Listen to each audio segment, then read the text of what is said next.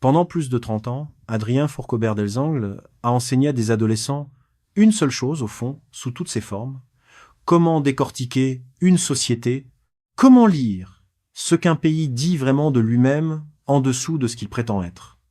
Il était professeur de sciences économiques et sociales dans un lycée de Rennes, et il aimait répéter à ses élèves qu'une culture ne se juge pas à ses brochures touristiques, mais à ce qu'elle murmure quand elle croit qu'on ne l'écoute pas.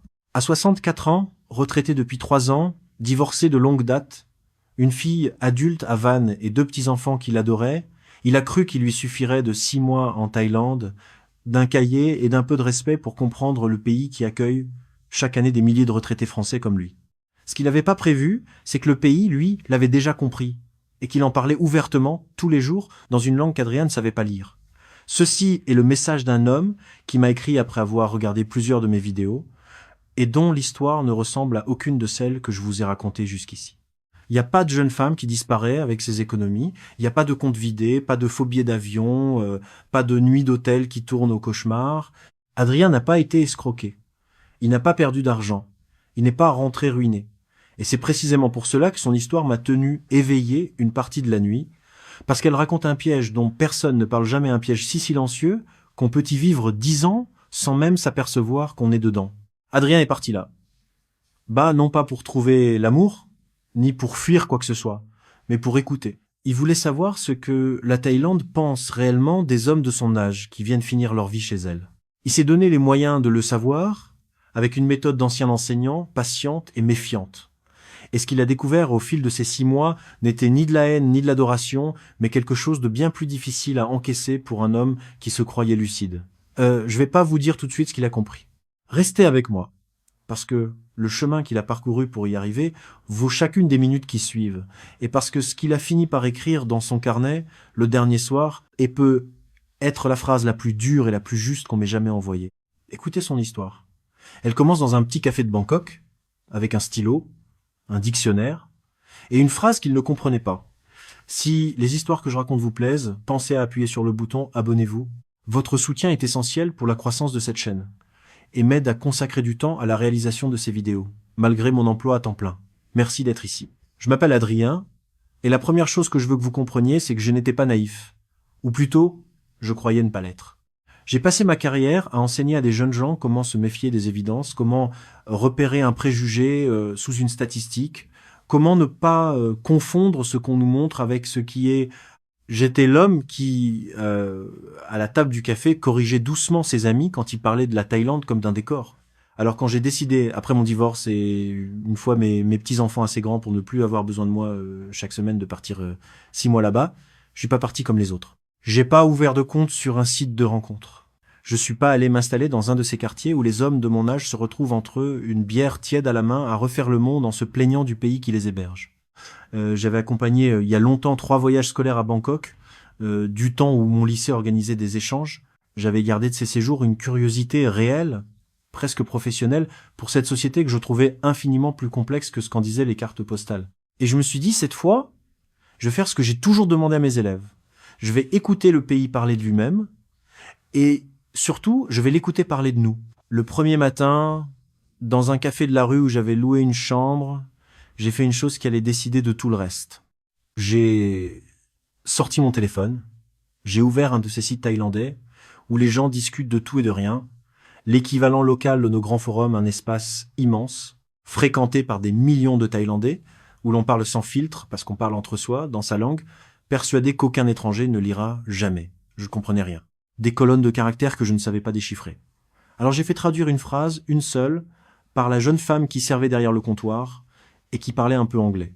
Elle a lu par-dessus mon épaule et j'ai vu quelque chose passer sur son visage, une gêne, un petit rire retenu. Elle m'a dit que c'était pas très gentil cette phrase. Elle a changé de sujet. J'ai insisté, poliment. Elle a fini par me traduire en choisissant ces mots, une expression que je connaissais pas encore mais que j'allais retrouver des dizaines de fois dans les mois suivants. Et à cet instant précis, assis devant mon café qui refroidissait, j'ai compris une chose évidente que j'avais pourtant complètement ratée pendant 20 ans. Ce pays parlait de moi. Il parlait de nous, les hommes occidentaux d'un certain âge. Il en parlait beaucoup ouvertement chaque jour.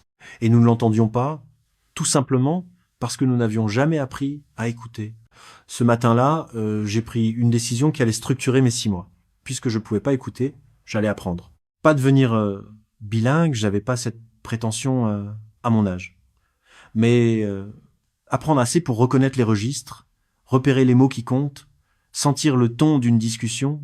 Dès la première semaine, j'ai pris des cours intensifs, 8 heures par semaine, avec une enseignante que j'appellerais Ajarn. Ratsamé Ajarn, c'est le mot pour professeur, et il porte là un respect qu'on a un peu perdu chez nous. C'était une femme d'une 40aine d'années, mariée à un Thaïlandais, qui enseignait sa langue aux étrangers depuis des années, et qui avait donc vu défiler des centaines d'hommes comme moi. Elle est vite devenue bien plus qu'une professeure. Elle est devenue mon pont. Quand un texte me résistait, quand une expression restait ambiguë, malgré les outils de traduction automatique que j'utilisais pour dégrossir, c'est elle qui tranchait, qui m'expliquait ce qui se jouait sous les mots.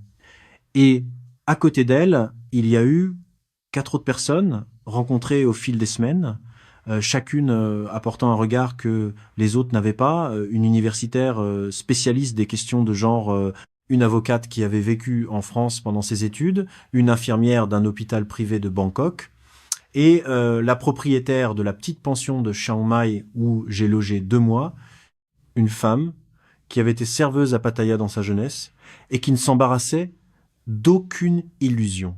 5 femmes, 5 fenêtres. J'ai préparé pour chacune un questionnaire, comme un chercheur le ferait, et je les ai écoutées 1 à 3 heures chacune, en prenant des notes que je relis encore aujourd'hui. Je vous le dis parce que c'est important. Je n'ai rien inventé de ce que j'ai entendu. J'ai croisé leurs paroles avec ce que je lisais dans les forums, dans la presse, et surtout dans les études universitaires publiées par des chercheuses et des chercheurs qui travaillent sur ce sujet depuis longtemps. C'est ce croisement qui fait la valeur de ce que je vais vous raconter. Sans lui, je ne serais qu'un homme de plus qui répète des rumeurs entendues au comptoir. La phrase que la serveuse avait fini par me traduire ce premier matin contenait une expression que je veux vous expliquer en détail, parce que c'est par elle que tout a commencé, et parce que son histoire m'a appris à me méfier de ma propre certitude. L'expression, transcrite à peu près, sonne comme Farang Hinok. Farang, vous le savez peu, être, c'est le mot qui désigne l'occidental, un mot le plus souvent neutre, une simple étiquette, qui vient d'ailleurs de la même racine que le mot goyave, ce qui donne lieu à toutes sortes de jeux de mots dans la langue courante, mais accolé à ces 2 autres syllabes, Hinok, qui signifie littéralement fiente d'oiseau, il devient tout autre chose. On me l'a d'abord expliqué comme désignant l'occidental fauché, celui qui vit en Thaïlande précisément parce qu'il ne pourrait pas se payer ce train de vie ailleurs, le pauvre type qui vient chez les autres parce qu'il n'a plus rien chez lui.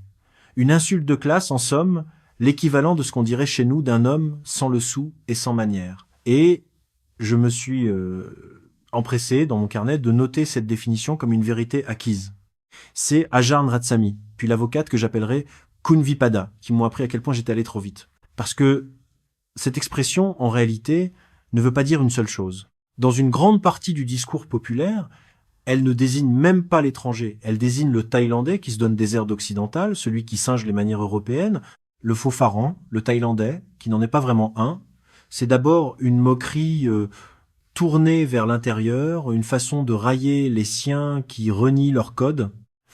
Et ce n'est que dans un second sens glissant qu'elle vient qualifier l'occidental grossier, radin, mal élevé. Kunvipada, qui avait étudié le droit en France et connaissait donc parfaitement nos propres façons de mépriser, m'a fait remarquer quelque chose que je n'oublierai pas. Elle m'a dit, en substance, que j'étais venu chercher dans cette expression une insulte simple, dirigée contre moi, alors que la langue thaïlandaise était beaucoup plus retorse que ça.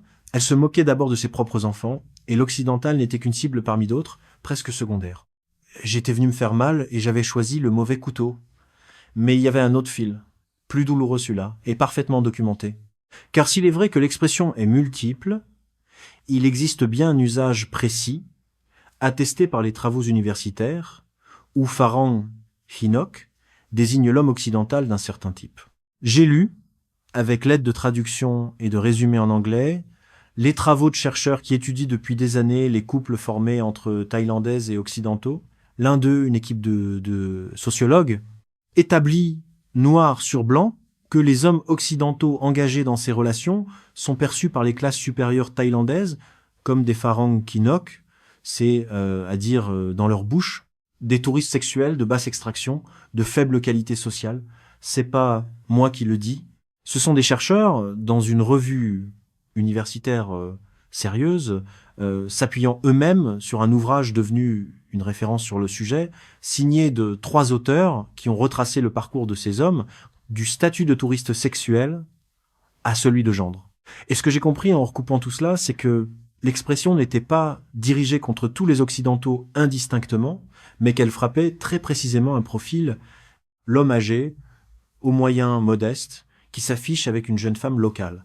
Autrement dit, elle ne me visait pas parce que j'étais français ou parce que j'étais vieux. Elle visait ce qu'on croyait deviner de mes intentions. J'avais 64 ans, je n'étais avec personne, je ne cherchais personne, et pourtant, aux yeux d'une partie de ce pays, j'entrais par défaut dans une catégorie que je n'avais pas choisie. C'est cette découverte, plus que l'insulte elle-même, qui m'a ébranlé. On ne me jugeait pas pour ce que je faisais. On me jugeait pour la place que j'occupais dans un système que je n'avais même pas conscience d'habiter. Il m'a fallu plusieurs semaines pour comprendre que ce jugement n'était pas monolithique et que la même société qui pouvait me ranger dans la catégorie du Pharang Kinok disposait aussi d'une grille beaucoup plus fine, presque une taxonomie, pour distinguer les Occidentaux entre eux. C'est peu être ce qui m'a le plus surpris, parce que c'est ce dont on ne parle jamais dans les vidéos optimistes que regardent les futurs expatriés. Dans les discussions que je lisais, et dans ce que me confirmaient mes 5 interlocutrices, il existe une différence nette, constamment réaffirmée, entre ce qu'on pourrait appeler le bon Pharang et le mauvais Pharang. Et cette différence ne tient pas à l'argent. Elle tient au comportement. Le bon Pharang, c'est celui qui respecte les codes. Il joint les mains pour saluer, ce geste qu'on appelle le wei, et il le fait au bon moment. Ni trop peu. Il retire ses chaussures sans qu'on ait à lui demander, il baisse la voix, il apprend quelques mots de la langue et les emploie avec humilité.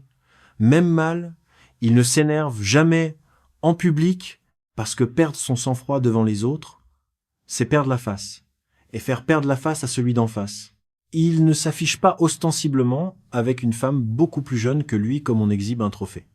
Le mauvais Pharang fait exactement l'inverse. Il parle fort. Il s'impatiente à la caisse. Il tape du poing sur le comptoir quand l'addition ne lui convient pas. Il traite le personnel comme du personnel. Il croit que son passeport et son portefeuille lui donnent des droits. Ce qui m'a frappé, c'est que cette distinction n'est pas théorique. Elle décide concrètement tous les jours de la manière dont un homme est accueilli. Jarn Ratsami me l'a résumé d'une phrase que j'ai notée mot pour mot. 2 retraités du même âge, avec la même pension, peuvent vivre dans la même ville et connaître 2 Thaïlandes complètement différentes, l'une chaleureuse et l'autre glaciale, sans jamais comprendre pourquoi, parce que l'un a compris les codes et l'autre non. J'ai vu cela de mes yeux.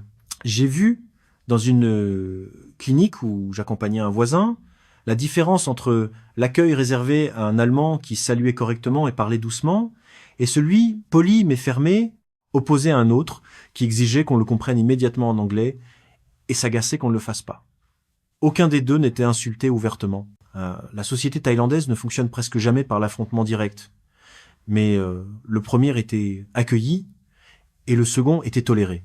Et la différence entre être accueilli et être toléré, quand on a décidé de finir sa vie quelque part, c'est toute la différence du monde. Le plus troublant, c'est que le mauvais Pharang, en général, ne sait pas qu'il est le mauvais. Il rentre le soir persuadé d'avoir été traité avec froideur par des gens peu aimables, sans jamais soupçonner que la froideur était une réponse, pas une nature. Il attribue au pays ce qui est le reflet de lui-même. J'ai compris, à ce moment-là, que la première chose qu'un homme devrait vérifier en arrivant, c'est pas la qualité de l'accueil, mais la qualité de son propre comportement, parce que l'un est le miroir de l'autre. Puis, il a fallu que j'affronte la question la plus difficile, celle autour de laquelle tourne, au fond, toute mon enquête. Le regard porté sur les couples à grand écart d'âge. Ces couples, formés d'un retraité occidental et d'une femme thaïlandaise souvent bien plus jeune, ces couples que les hommes de ma génération imaginent dans leur rêverie de départ, comme une seconde jeunesse offerte. J'ai passé des semaines sur cette question, parce que c'est là que l'écart entre ce que croient les Occidentaux et ce que dit réellement la société thaïlandaise est le plus vertigineux. Beaucoup d'hommes partent là, bas convaincus qu'un tel couple sera regardé avec bienveillance ou au moins avec indifférence. La réalité documentée est presque l'inverse. J'ai lu une étude universitaire remarquable, fondée sur une vingtaine d'entretiens biographiques approfondis avec des femmes thaïlandaises engagées depuis 7 à 30 ans avec des hommes occidentaux, une recherche menée par un sociologue et son équipe, et financée par des institutions académiques sérieuses. Ce que cette étude montre, c'est que ces femmes, loin d'être valorisées par leur société pour avoir épousé un étranger aux moyens confortables, vivent une forme d'exil intérieur. Les chercheurs emploient une expression que je trouve d'une justesse cruelle, une transnationalité subie. C'est à dire que ces femmes n'ont pas rêvé de vivre une vie tout entière définie par leur dépendance à un homme étranger. C'est un effet secondaire, un sous-produit de leur stratégie pour une vie meilleure, et non son but. Elles gagnent parfois un certain confort matériel, une maison, une voiture, une ascension sociale relative, mais elles paient cela d'un prix que les hommes ne voient jamais, la stigmatisation. Car dans le regard d'une partie de la société thaïlandaise, la femme qui épouse un occidental porte une étiquette lourde. On l'appelle Mia Farang, l'épouse de l'étranger, et ce mot, dans certaines bouches, se rapproche dangereusement d'une accusation. Une chercheuse thaïlandaise, dont j'ai lu les travaux sur la perception des Mia Farang dans la société de son pays, documente depuis longtemps cette réalité. Ces femmes sont souvent soupçonnées, y compris par leur propre entourage, d'avoir choisi la facilité plutôt que l'amour, d'avoir monnaillé quelque chose qui ne devrait pas se monnailler. L'étude aux entretiens biographiques va plus loin encore.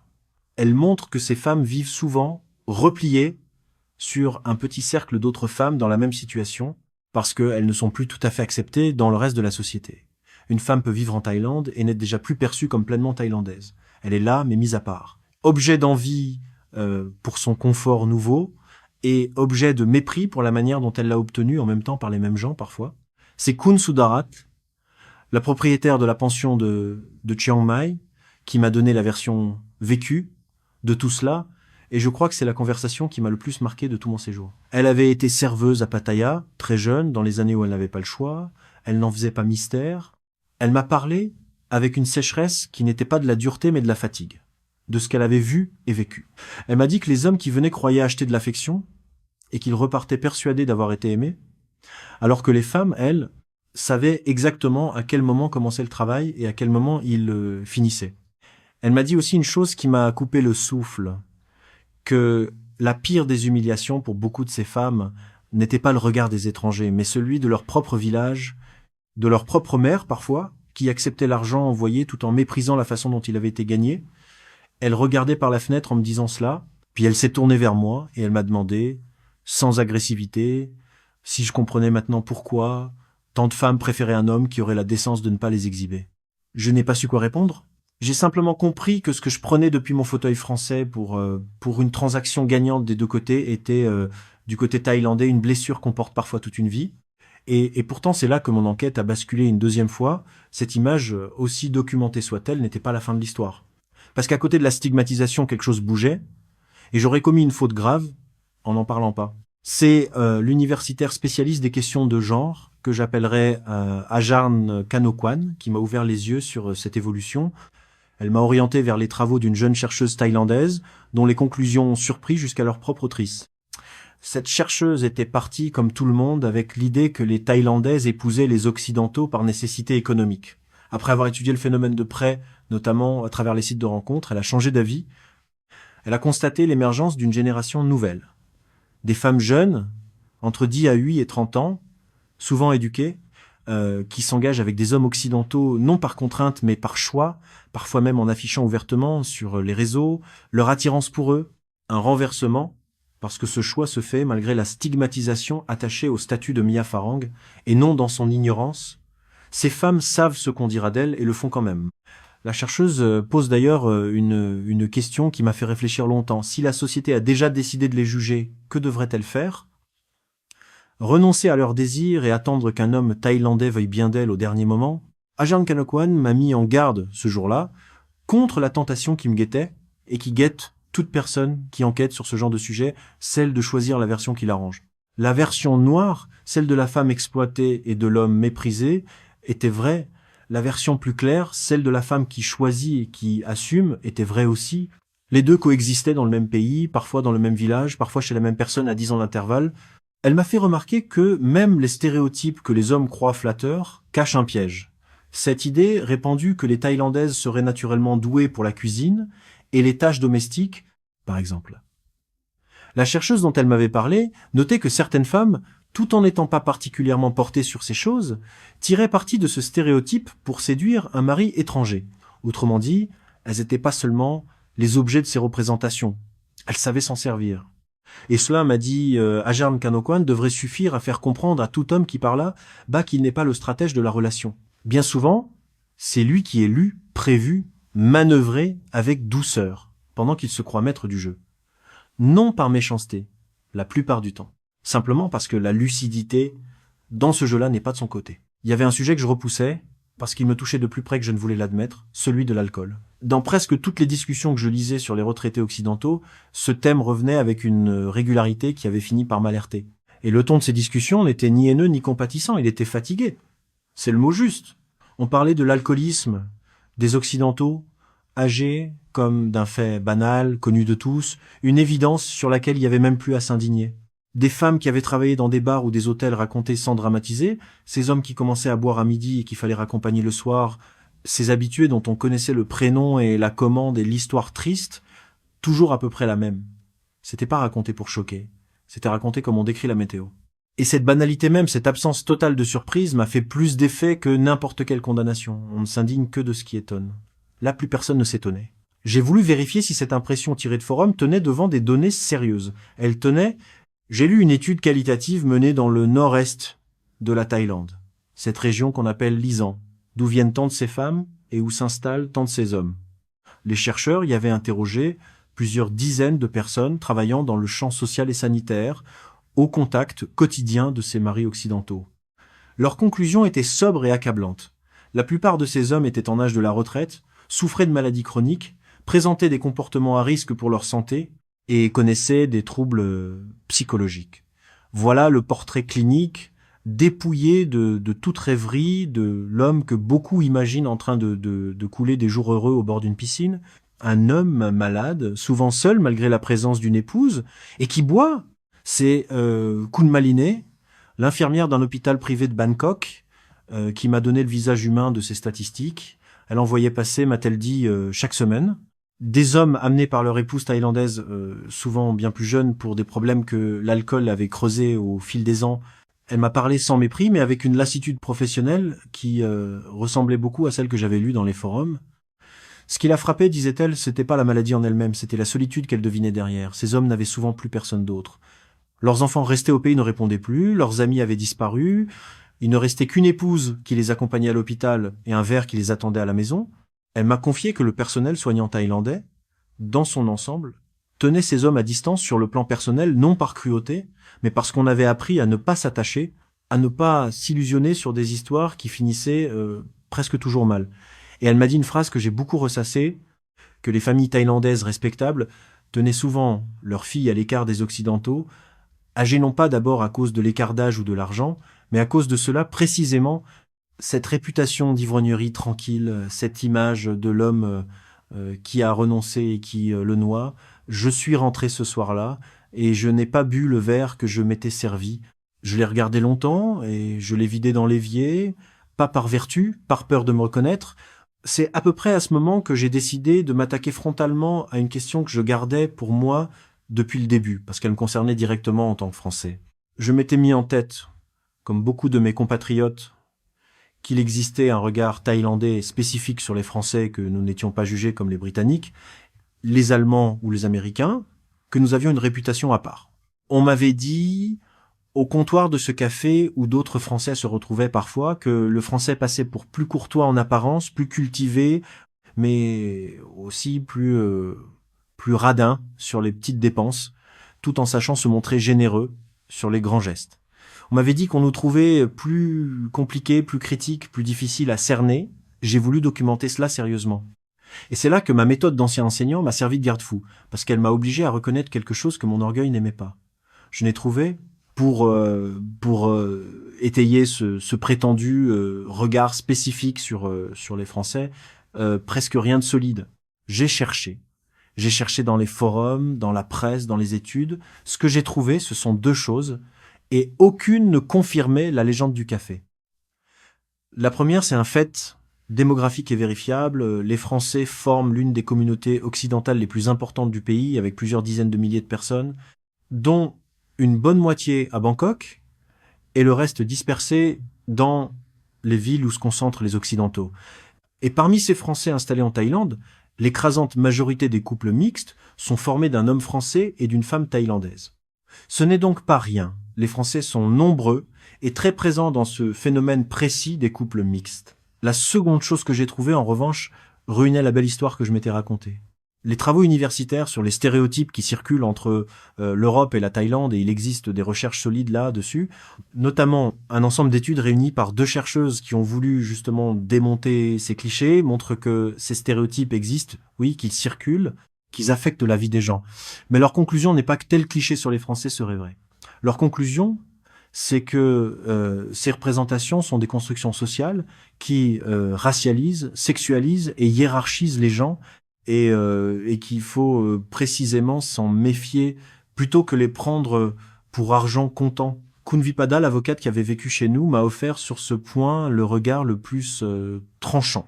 Je lui ai demandé un peu naïvement ce que les Thaïlandais pensaient vraiment des Français par rapport aux autres. Elle m'a regardé avec un demi-sourire et m'a répondu en substance que je posais la mauvaise question, que pour l'immense majorité des Thaïlandais, un occidental âgé était d'abord un pharaon, point, et que les subtilités nationales dont les Français étaient si friands, se croire plus fins que les Allemands, plus élégants que les Américains, n'existaient tout simplement pas dans le regard courant. On ne nous distinguait pas, on nous rangeait ensemble. La seule distinction qui comptait vraiment, m'a-t-elle dit, n'était pas entre Français et Anglais, mais entre l'homme qui respectait les codes et celui qui ne les respectait pas, exactement la distinction du bon et du mauvais pharaon que j'avais découverte plus tôt. Le passeport ne comptait pas. Le comportement comptait. Et elle a ajouté quelque chose qui m'a mis face à ma propre vanité, que le besoin qu'avaient les Français de se croire perçus comme spéciaux était peu être, justement, un des traits que certains Thaïlandais trouvaient un peu ridicules chez eux. Je cherchais un regard flatteur qui n'existait pas, et cette recherche même était ce qu'on pouvait me reprocher. J'ai rayé ce soir-là 3 pages de mon carnet. Elles reposaient sur du vent. Je dois pourtant m'arrêter ici sur quelque chose. Parce que si je vous laissais avec ce seul tableau, je vous mentirais par omission, et je trahirais tout ce que j'ai appris à ne pas faire pendant 6 mois. La lucidité thaïlandaise dont je vous parle n'est pas seulement faite de fatigue, de soupçons et de mépris de classe. Elle contient aussi, et c'est plus discret parce que moins spectaculaire, une part de respect véritable. Un respect que je n'ai découvert qu'en cherchant précisément ce que les forums avides d'histoires cocasses ou scandaleuses mettaient rarement en avant, les occidentaux dont on parlait bien, car il y en avait. Dans les discussions que je lisais, comme dans les propos de mes 5 interlocutrices, revenait régulièrement le portrait de l'étranger que la société thaïlandaise estimait sincèrement. Ce n'était jamais l'homme le plus riche, ni le plus jeune, ni le plus séduisant. C'était l'homme qui avait fait l'effort. Celui qui apprenait la langue, non pour épater, mais pour vivre, et qui la parlait mal en s'en excusant, plutôt que bien en s'en vantant. Celui qui était venu avec sa famille ou qui s'était construit une famille et la traitait comme telle, avec ses obligations et ses devoirs, et non comme un décor commode. Celui qui investissait dans un projet légal, transparent, qui créait de l'emploi et payait ce qu'il devait, plutôt que de vivre dans l'entre-deux-flou de ceux qui contournent les règles. Celui qui, dans un temple, retirait ses chaussures et baissait la tête sans qu'on ait à le lui apprendre, et qui, lors d'une fête de village ou d'un deuil, savait se faire petit. Celui, enfin, qui vivait selon ses moyens réels, sans ostentation, sans essayer d'acheter avec de l'argent une place que seul le comportement pouvait donner. Cet homme-là m'ont confirmé, Ajarnek Kanokwan et Kun Sudarat, chacune à sa manière, était respectée, pas tolérée. Respectée, et la nuance, encore une fois, faisait toute la différence. Mais ce respect, m'ont-elles averti d'une même voix, n'avait rien d'automatique. Il ne s'attrapait pas en descendant de l'avion. Il ne s'achetait pas. Il se gagnait lentement, geste après geste, année après année, et il concernait une minorité des Occidentaux réellement observés sur place. Kun Sudarat me l'a dit avec sa franchise habituelle, pour un homme qui gagnait ce respect, elle en avait vu 10 qui croyaient l'avoir sans jamais rien faire pour le mériter, persuadés que leur seule présence ou leur seule générosité suffisait. Le respect thaïlandais, disait-elle, ressemblait à un jardin, on pouvait y entrer, mais il fallait ensuite s'en occuper chaque jour, et beaucoup d'hommes s'étonnaient de le voir se faner alors qu'il ne l'avait jamais arrosé. Ce que je trouvais admirable dans cette exigence, c'est qu'elle était juste. Elle ne demandait pas d'être thaïlandais, elle ne demandait pas de renier ce qu'on était, elle demandait seulement de faire l'effort qu'on ferait chez n'importe quel autre dont on partage le toit pour longtemps. Rien de plus que ce que nous exigerions nous-mêmes, en France, d'un étranger qui viendrait s'installer et prétendrait aussitôt tout comprendre sans rien apprendre. J'ai croisé un tel homme une fois à Chiang Mai, un Néerlandais installé depuis longtemps, marié, 2 enfants adolescents qui parlaient le thaï comme leur langue maternelle. Je l'ai vu entrer dans une petite échoppe où j'avais mes habitudes, et j'ai vu la marchande, une femme qui me traitait toujours avec une politesse mesurée, s'illuminer d'un sourire que je ne lui avais jamais vu m'adresser à moi. Ils ont plaisanté quelques minutes. Il a demandé des nouvelles de la mère de la marchande, par son prénom. Il a payé sans marchander, mais sans excès non plus, le prix juste, celui que paierait un habitant. Et quand il est reparti, la femme s'est tournée vers moi et m'a dit, dans son anglais hésitant, une phrase simple qui résumait tout, lui, il n'est pas vraiment un pharaon. Elle ne voulait pas dire qu'il avait cessé d'être occidental, elle voulait dire qu'il avait cessé d'être seulement cela, il était devenu quelqu'un, une personne, avec un nom, une histoire, une place. Exactement ce que les femmes que j'interrogeais réclamaient pour elles-mêmes. C'est à peu près à cette période que les appels avec ma fille ont pris une place que je n'avais pas prévue. Perrine, qui vit à Vannes et qui suivait mon projet de loin, m'appelait chaque semaine, moitié par affection, moitié par inquiétude, car elle avait redouté, au départ, que son père parte là, bas pour les mauvaises raisons, comme tant d'hommes de son âge. Je lui racontais mes découvertes, et elle me servait, sans le savoir, de témoin extérieur, de miroir français braqué sur ce que je vivais. Elle m'écoutait lui parler du bon et du mauvais farang, de la fatigue des femmes, du respect qui se gagne, et un soir elle m'a dit quelque chose qui m'a arrêté net. Elle m'a fait remarquer que tout ce que je décrivais de la Thaïlande, ce jugement lucide et fatigué porté sur ceux qui arrivent en croyant tout savoir, valait aussi pour nous, chez nous. Que nous portions sur nos propres nouveaux venus des regards, tout aussi tranchants, tout aussi peu traduits pour eux, tout aussi invisibles à ceux qui en étaient l'objet. Que le piège que je croyais thaïlandais était en réalité universel, celui de l'étranger qui prend le silence poli de ses hôtes pour de l'acceptation, alors qu'on l'observe et qu'on le jauge dans une langue qu'il n'a pas pris la peine d'apprendre. Elle avait raison. Ma fille venait, en une phrase, de désenclaver mon enquête. Je n'étais pas en train de documenter un trait thaïlandais.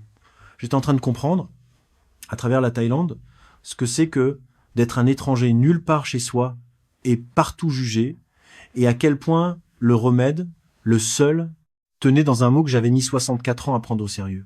Écoutez. Il y avait un dernier basculement à documenter, c'était le plus actuel, celui qui rendait mon enquête urgente et pas seulement intéressante.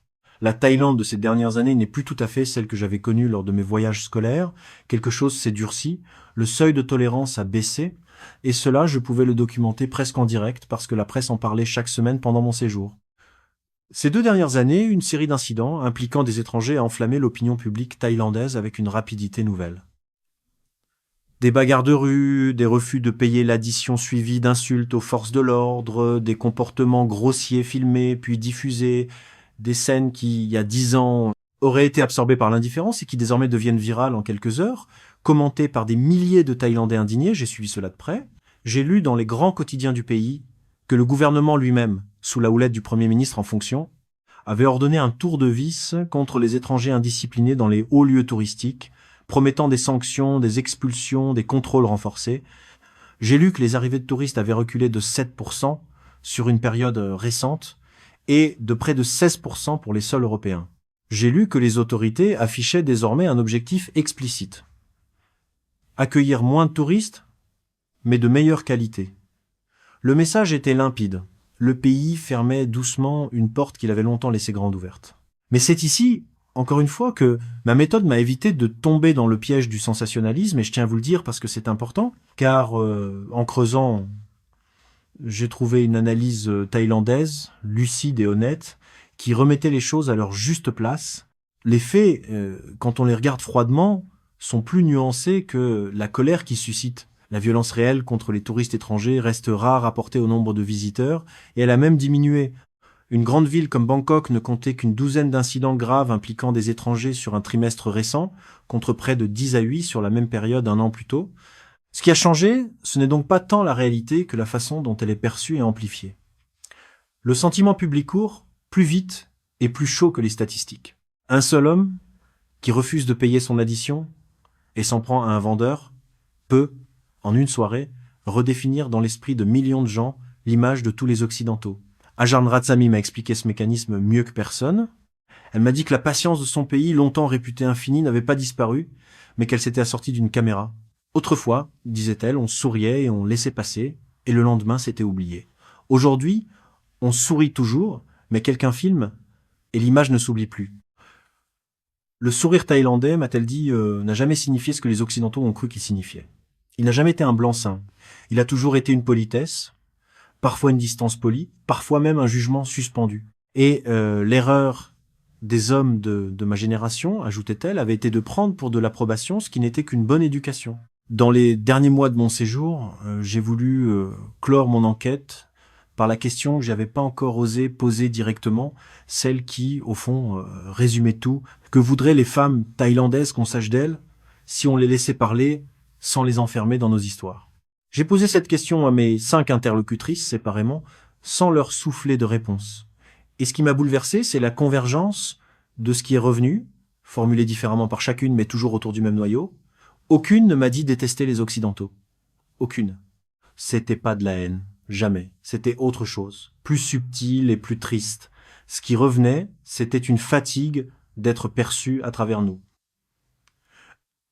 L'universitaire me l'a dit dans les termes de sa discipline, que chaque femme thaïlandaise qui rencontre un occidental d'un certain âge est aussitôt lue par 2 regards opposés et également réducteurs, présumés opportunistes par les autres occidentaux, qui la soupçonnent de ne vouloir que l'argent, et présumée naïve ou vénale par les Thaïlandais respectables, qui la jugent déchue, prise en tenaille, entre 2 mépris. L'avocate me l'a dit dans les termes du droit et de la dignité, qu'elle en avait assez qu'on la définisse par l'homme à son bras plutôt que par ce qu'elle était. L'infirmière me l'a dit dans les termes du soin, qu'on ne voyait jamais la personne, seulement la position, et Kun Sudarat, qui avait tout vu, me l'a dit le plus simplement du monde. Elle m'a dit qu'elle ne demandait pas qu'on l'aime, qu'elle demandait seulement qu'on la voie comme une personne, et pas comme une case dans un système qu'elle n'avait pas inventé. Cette phrase, je l'ai notée, et je l'ai relue chaque jour jusqu'à la fin, parce que elle contenait le renversement complet de ce que j'étais venu chercher. J'étais parti pour savoir ce que les femmes thaïlandaises disaient des hommes comme moi. Et la réponse la plus profonde qu'on m'ait donnée, c'était pas un jugement sur nous. C'était une plainte sur ce que notre présence leur faisait à elles.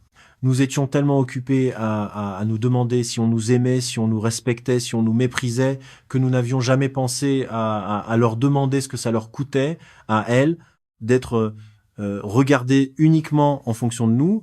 J'ai compris dans ces dernières semaines que j'avais posé pendant 6 mois une question égocentrique, en la croyant généreuse. Je voulais me voir dans leurs yeux. Elle voulait simplement qu'on cesse de les réduire aux nôtres. Je suis rentré en France à la fin de mes 6 mois avec 180 pages de notes manuscrites, une trentaine d'articles universitaires téléchargés et une douzaine d'heures d'entretien enregistrés, chacun avec l'accord de la personne. Je m'attendais à revenir avec une réponse. Je suis revenu avec une phrase écrite le dernier soir dans la petite pension de Chiang Mai, la fenêtre ouverte sur le bruit des motos et l'odeur de la nuit. Je vais vous la lire parce que c'est pour elle au fond que j'ai écrit à cette chaîne. J'ai pas trouvé un pays qui déteste les Occidentaux. J'ai pas trouvé un pays qui les vénère. J'ai trouvé un pays qui les observe, avec une lucidité que la plupart des expatriés ne soupçonnent même pas. Les femmes thaïlandaises ne parlent pas de nous dans notre dos. Elles parlent de nous ouvertement, dans leur langue, dans leurs journaux, dans leurs conversations de famille, tous les jours. Nous ne les entendons pas, non pas parce qu'elles se cachent, mais parce que nous n'avons jamais appris à écouter. Ce que j'ai appris en 6 mois, c'est pas ce qu'elles pensent. C'est à quel point nous avons cessé de vouloir le savoir. Et le vrai piège de la Thaïlande, pour un homme de mon âge, ce n'est pas qu'on lui mente. C'est qu'on finisse par ne plus lui parler du tout, parce qu'on a compris qu'il n'écouterait pas de toute façon. Le silence poli qu'on nous oppose n'est pas de l'indifférence. C'est un verdict. On a cessé de nous adresser la vérité parce qu'on a renoncé à l'idée que nous pourrions l'entendre. Voilà ce qu'Adrien a écrit. Et voilà pourquoi son message ne ressemblait à aucun autre. Il n'a rien perdu, cet homme. Pas un euro. Et pourtant, il est revenu changé, plus grave, comme quelqu'un qui a vu son reflet dans une vitre à laquelle il ne s'attendait pas. Aujourd'hui, il continue ses cours de thaï à Rennes, à son âge, sans espoir, de jamais le maîtriser vraiment, simplement pour ne plus jamais être sourd. Il retourne là, une fois par an, quelques semaines, toujours au même endroit, chez la même femme qui tient sa pension, celle qui lui a dit qu'elle voulait seulement être vue comme une personne. Il ne cherche personne. Il n'exhibe personne. Il écoute. Et je crois que c'est la plus belle leçon qu'un homme puisse tirer d'un pays qu'il a d'abord cru comprendre. Que le respect là-bas comme partout ne commence pas quand on parle, mais quand on se tait pour entendre l'autre. Si l'histoire d'Adrien vous a fait réfléchir, si elle vous a mis mal à l'aise même, et elle devrait, c'est à cela qu'elle sert, alors partagez-la avec quelqu'un qui en a besoin, et abonnez-vous pour ne rien manquer des prochains récits. Chaque histoire que je raconte cherche à faire la même chose. Vous montrer non pas ce que vous voulez voir, mais ce qu'il vaudrait mieux savoir avant de partir. Prenez soin de vous. Et surtout, apprenez à écouter. Une dernière précision, pour finir comme nous avons commencé. Tout ce que vous venez d'entendre décrit des tendances documentées dans le discours public thaïlandais, appuyées sur des sources réelles, des forums, des articles de presse et des travaux universitaires. Ces tendances ne représentent pas l'opinion de chaque femme thaïlandaise prise individuellement. Elles évoluent, elles se contredisent parfois, et elles ne définissent personne à elles seules. Les personnes qu'Adrien a rencontrées au fil de son enquête portent des noms d'emprunt, mais leurs propos reflètent des positions réellement attestées. Cette vidéo n'a pas pour but de juger un peuple, mais de rendre aux hommes qui envisagent de s'installer là une part de la complexité qu'on leur cache d'habitude. C'est tout. Rien de plus et rien de moins.